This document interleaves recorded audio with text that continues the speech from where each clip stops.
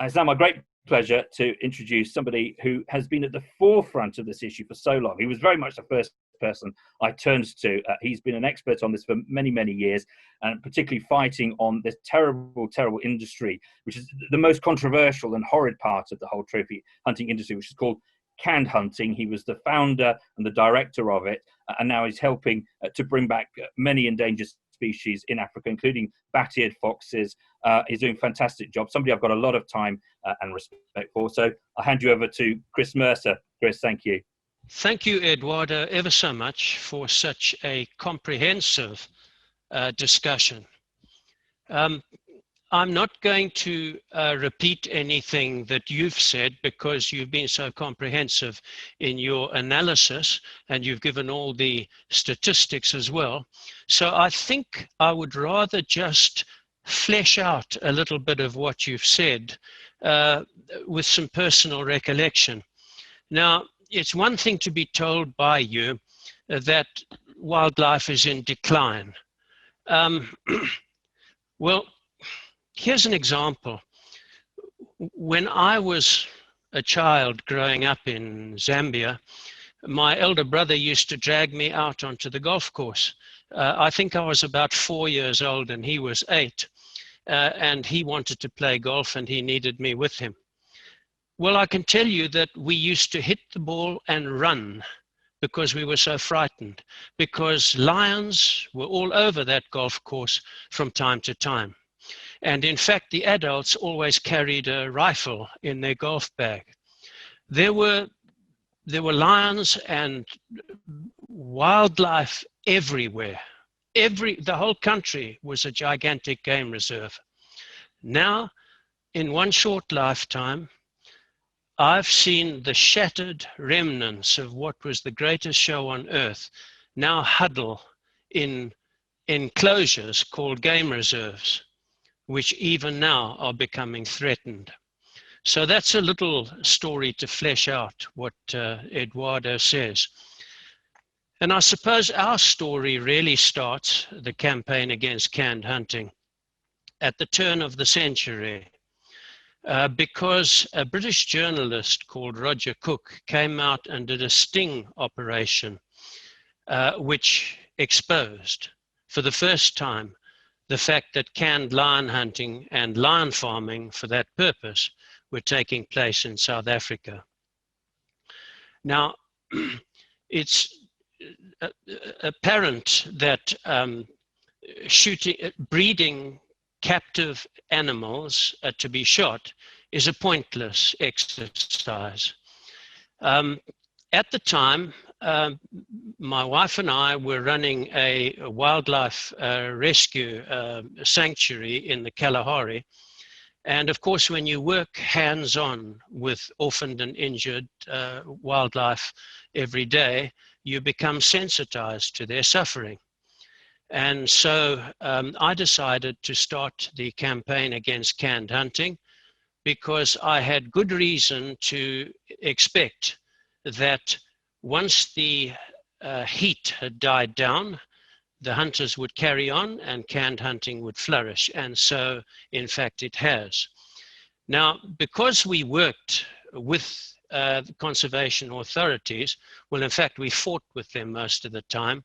But for example, if you went to a game auction, you'd have to be deaf and blind not to see the relationship, the close relationship between conservation officials in South Africa and the hunting industry, because they would all be sitting in the stands at the auction together, obviously pally, and enjoying each other's company. And there was a camaraderie between them. We also found out that many of the conservation officials in South Africa were themselves professional hunters. So the very people making laws to protect wildlife would take off their conservation hat and put on their hunting hat and participate in hunts, which would, of course, add to their income. So what's happened in South Africa is not so astonishing because it's happened all over the world, namely state capture. Conservation authorities, right from the top to the bottom, have been captured by the hunting industry. And Eduardo has explained that all to you very clearly. Now, we realized this early on, and we realized that we were beating our heads against a brick wall if we tried to get a campaign going to ban lion farming and canned hunting. If we simply relied on a sentiment and a natural revulsion against against an industry based on routine cruelty. So what we did as a matter of strategy is we decided to tackle one of the main spin-offs of lion farming, which was cub petting. What the lion farmers were doing was to take the adorable, cuddlesome lion cubs and offer them for petting and for bottle feeding. And thousands, if not millions, of visitors have come from overseas thinking that they were contributing to conservation by attending a so-called wildlife sanctuary and bottle feeding a cub, which they had been assured had been abandoned by its mother. And of course, it was going to be released back into the wild as soon as it grew up. The lion farmers became very astute at concealing their commercial operation behind a facade of conservation. And as I've pointed out, the conservation officials were not only supportive, I would go further and say that conservation in South Africa is actually just an arm of the hunting industry. If you take that argument or that fact one stage further, you can make the astonishing statement that the struggling South African taxpayer is actually subsidizing the obscenely wealthy hunting industry by providing a facilitation service for it. So anyway, there we were in the Kalahari rescuing animals and getting imbued in the whole hunting scene, or seeing it because we were because of where we were. And then, of course, at that time, I thought I was a lone voice crying in the wilderness. I'm going back 20 years. But there was one other person making a noise at that time, and that was Ian Mickler of Blood Lions. So Ian and I were virtually the only people really campaigning against canned hunting and lion farming at that time. All of that changed in about 2014, when a couple of ladies, I think Christine Jordan and Jackie Fernandez, decided it would be a good idea to have a global march for lions. Anyway, their idea took wing and was supported all over the world. And it grew to the point where eventually we had a synchronized march against lion farming and canned hunting in 62 cities around the world. Now that raised the profile of the whole issue of the plight of lions, and I found myself no longer a lone voice crying in the wilderness, but I was joined by some really powerful conservationists and animal welfareists. And our organization has become a group of people operating in a dozen countries around the world, and we all help each other. Now, for example, Julie Lasny, our French representative, I think is probably watching this at the moment. She has, personally visited more than 100 of these scam facilities. in other words, lion farms, posing as wildlife sanctuaries. So there's a depth of knowledge there that we all draw on, and all of the members of our group have their experience and their expertise. So it's quite a powerful group, even though there's not many of us, and we punch above our weight to the point that we were awarded the Best Global Animal Welfare Initiative at the World Travel Market in London in 2015, I think. Anyway, the point I'm making is that having bumped into the brick wall of conservation, we had to go around it to tackle the spin-off, which was cub petting. Because what the farmers, lion farmers, were doing was they were making a fortune out of the cub petting. That externalized the cost of rearing the lion to huntable size.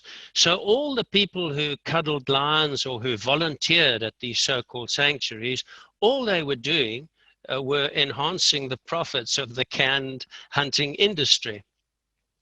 Now, in 2007, when I took the decision to tour the United Kingdom, I traveled around the UK, and in 32 days, I gave 32 presentations to different conservation and animal welfare organizations and other civic groups. At that time, I prepared a video presentation with some footage, video footage of canned hunting, so that people could actually see what we were talking about. The cruelty that Eduardo referred to earlier, lionesses being shot out of trees where they'd been treed by dogs, by hunting thugs with bow and arrow, and so on. But there was no mention in 2007 of what has become a huge threat to lions and a huge bonus for lion farmers, and that is the lion bone trade. So it's only in the last 10 years or so that the lion bone trade has taken off and enabled the lion farmers to make a lot of money out of the lion when it's born, because they charge hundreds of rands for visitors to have their photographs taken with a cub.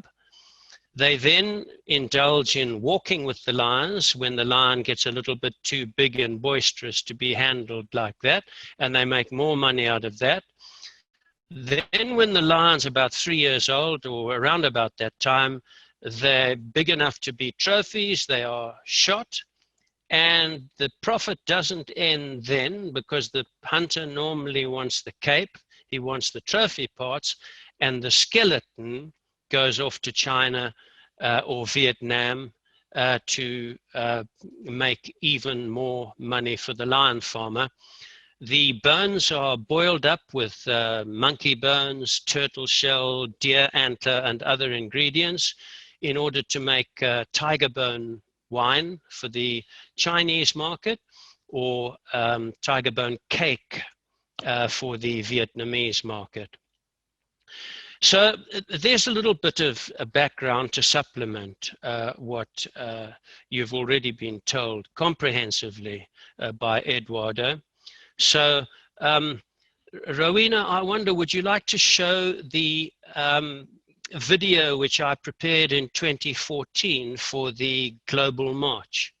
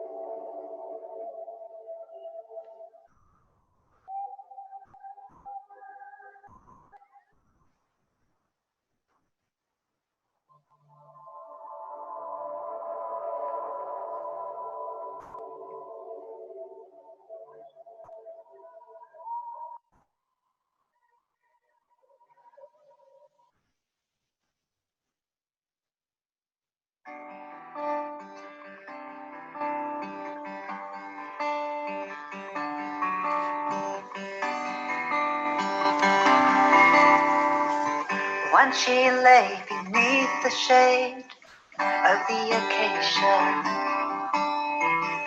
tender cups curled by her side. You know it takes a little patience, and she'll keep them safe from stirring. And she'll keep them dry when raindrops fall. She can fight off anything except the biggest killer of them all. I hear